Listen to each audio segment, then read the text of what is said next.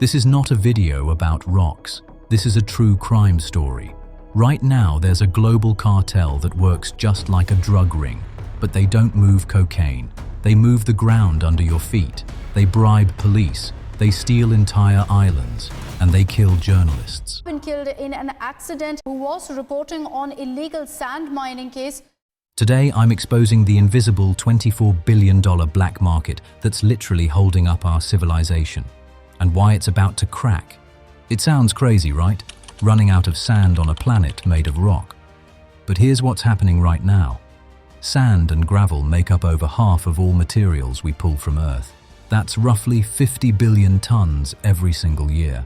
It's the second most consumed resource on the planet after water.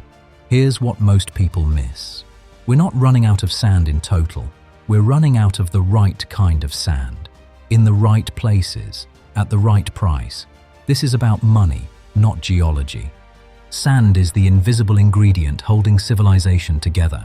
It's in your home's concrete, your phone screen's glass, the asphalt under your car, the silicon chips running your laptop. Without it, modern cities can't exist. But we treated sand like it was infinite. We assumed rivers would keep flowing it downstream forever, that beaches would fix themselves, that we could just dig wherever we needed. That assumption is collapsing right now. In the places we need sand most, growing megacities, coastal cities, tech hubs, it's getting expensive, restricted, and in some cases, people are willing to kill for it. The stakes are simple. If we can't solve the sand crisis, we can't build the future. Here's where it gets weird. The world has massive deserts. The Sahara alone could bury Europe under sand. So why can't we just scoop it up and build with it? Because not all sand is the same, and the difference comes down to one word: shape. Think of construction sand like Lego bricks. For concrete to work, you need grains that are angular and rough. They lock together. They create strength. River sand, lake sand, and some coastal sands work perfectly. Water tumbles them into jagged pieces that grip each other when you mix them with cement. Desert sand is the opposite. Wind polishes it for thousands of years. It wears down into smooth, round grains. When you try using it in concrete, it's like building a wall out of marbles. The grains just slide past each other. The result? Weak concrete that cracks, crumbles, and fails. This isn't a minor problem, it's basic physics, and it makes roughly 99% of the world's desert sand useless for construction, unless you want to spend a fortune on chemical processing. The Burj Khalifa, the tallest building on Earth, sits on the edge of one of the largest sand deserts in the world, and they had to import sand from Australia because the local stuff was too round to use. Let that sink in. Dubai is surrounded by sand dunes as far as you can see, and they had to ship in sand from halfway across the planet to build their skyline.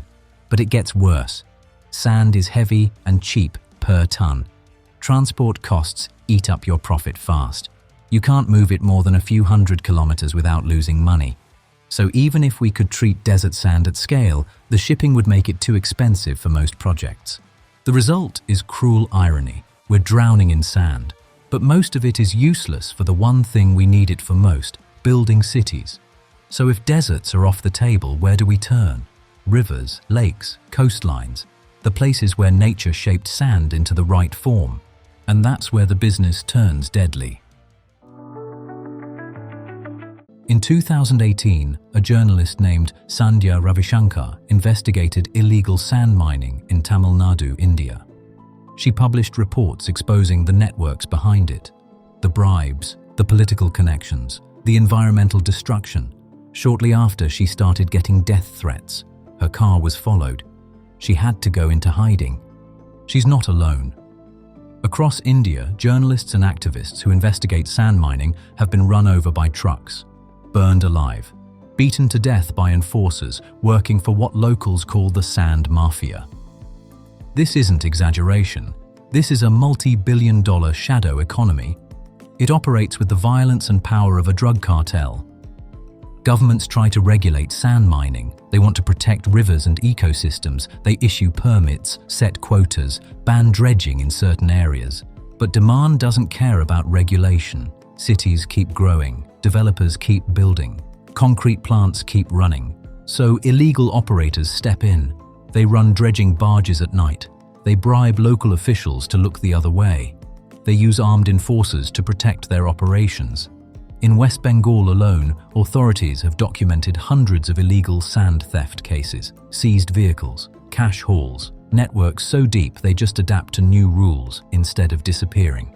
And it's not just India. Indonesia has reported nearly 24 small islands vanishing from maps, gone, due to illegal sand dredging. In the Dominican Republic, Morocco, Kenya, and Mexico, similar networks operate, often linked to murders, environmental destruction, political corruption. The economics are simple. Sand is cheap to extract but expensive to transport. So whoever controls the local riverbed controls the supply. Add weak enforcement, high demand, and low penalties, you get a perfect environment for organized crime. But here's what breaks your brain. Sand isn't a boring commodity anymore. It's a conflict mineral. In many parts of the world, it operates with the same violence, corruption, and profit margins as drug trafficking. The prohibition effect is in full swing. Environmental bans on river mining don't stop extraction. They just spike the price and make the black market more profitable. The sand keeps flowing, but now it flows through criminal hands. Demand from cities that need to grow, from developers who need to build, from economies that made concrete the foundation of progress. The biggest source of that demand? Urbanization. And the hungriest player in that game is about to surprise you. Between 2011 and 2013, China used more concrete and more sand than the United States used in the entire 20th century. Let that number sit for a second. One country, 3 years, more than a superpower used in 100. This is the scale of urban appetite we're dealing with, and it's not slowing down. Asia-Pacific remains the center of construction sand use, driven by megacities, infrastructure gaps, and hundreds of millions of people moving from farms into cities. But China isn't the only player rewriting geography with sand. There's a smaller, quieter case study that shows just how far countries will go. Singapore is a city-state with a land problem. It's small, densely populated, no room to grow, unless it builds new land. So that's exactly what it did. Over the past few decades, Singapore expanded its landmass by roughly 25% using imported sand. It literally bought territory from its neighbors, one barge load at a time. The sand came from Indonesia, Malaysia, Cambodia, and Vietnam, countries that dredged their riverbeds, coastlines, and seabeds to sell to Singapore's land projects. For years, it was a booming trade, until it wasn't. One by one, Singapore's neighbors started banning sand exports. Indonesia was first, then Malaysia, then Cambodia. Why? Because they realized they were selling their physical country. Riverbeds were collapsing, coastlines were eroding, entire islands were disappearing.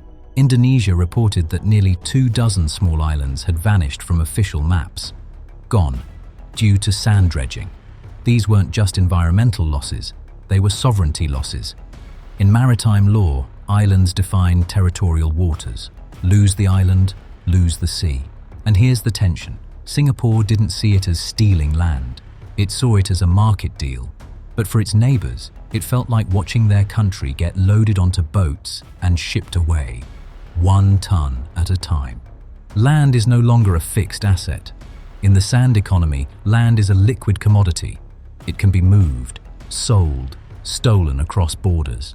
The Singapore strategy worked because sand was cheap and neighbors were willing to sell, but as damage mounted and backlash grew, the trade collapsed.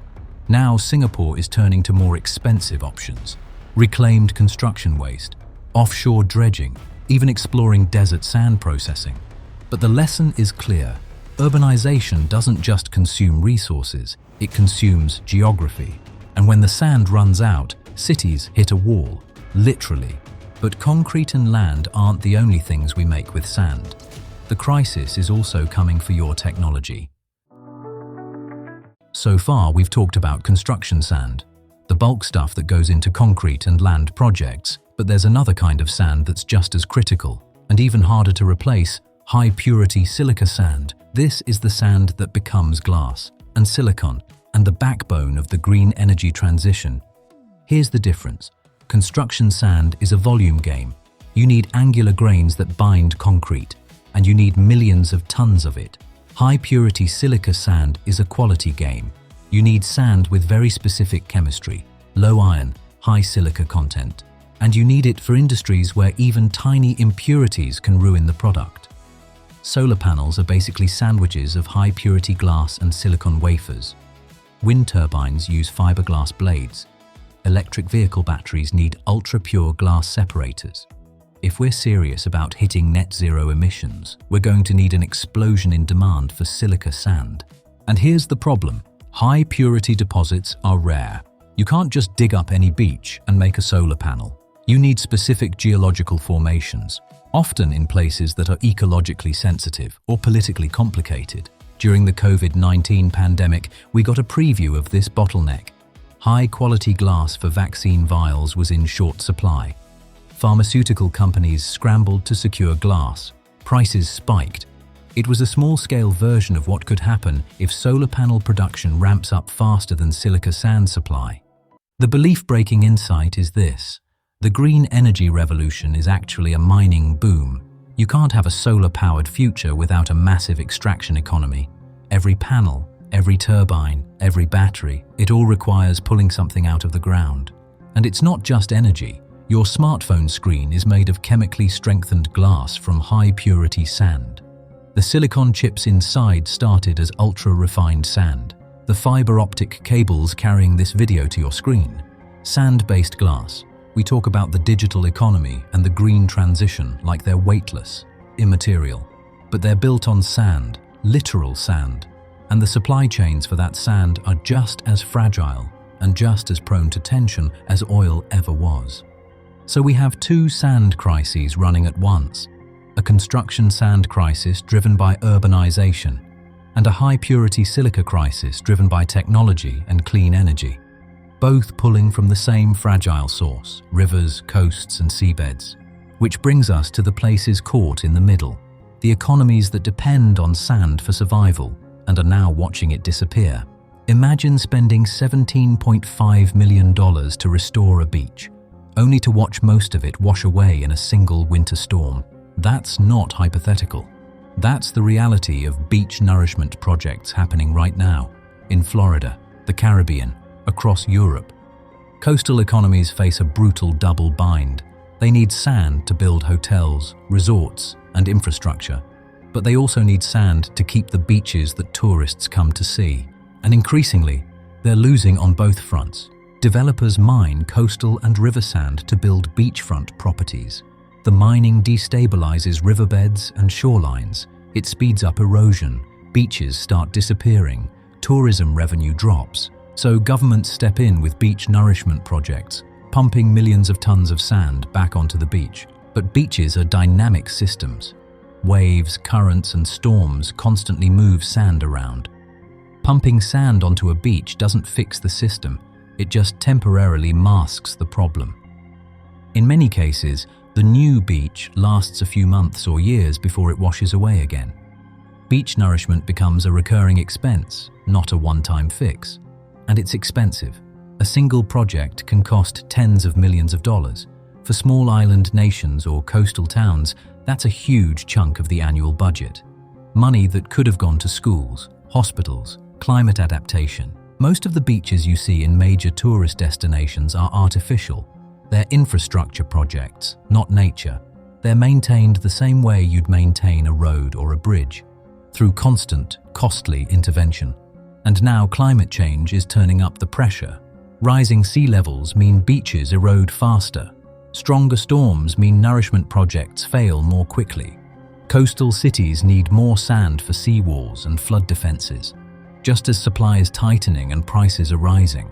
For tourism-dependent economies, think Florida, Spain, Thailand, the Maldives, this is an existential threat. A big fraction of GDP is tied to beaches, hotels, and coastal real estate.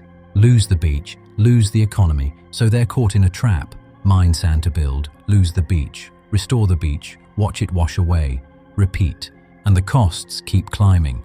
The sand keeps disappearing. And the question becomes, At what point does it stop making sense to keep fighting the ocean? The era of cheap, abundant sand is over.